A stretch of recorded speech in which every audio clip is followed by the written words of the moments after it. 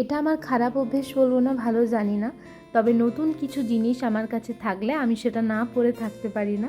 এরকম অভ্যেস আমার মতো তোমাদের কার কার আছে জানিও। যেমন এই নতুন শাড়িটা, তার সাথে এই ব্লাউজটাও নতুন কিনেছিলাম, তো ভাবলাম পরেই নিই। বিকেলবেলায় একটু ঘুরতে বেরোবো ভেবেছিলাম, তো যার জন্য পরেছিলাম।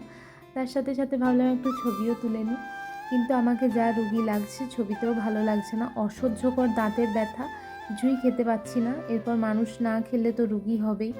তো যাই হোক, এখানে বাবি নিজের মতো খেলছিল, তার সাথে সাথে এই যে একটা পায়রাকেও বসিয়ে রেখেছিল, তাকে একবার করে যা যাও বলছে, আবার একবার একবার থাকতেও বলছে।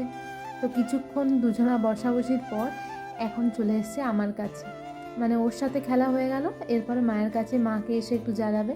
তো বিছানা তুলছি, তার মাঝখানে ওকে বিছানায় উঠে পড়তে হবে, আর বিছানায় উঠেও পর্যন্ত স্থির থাকবে না, ও আবার তার উপরে তাকে উঠে যাবে।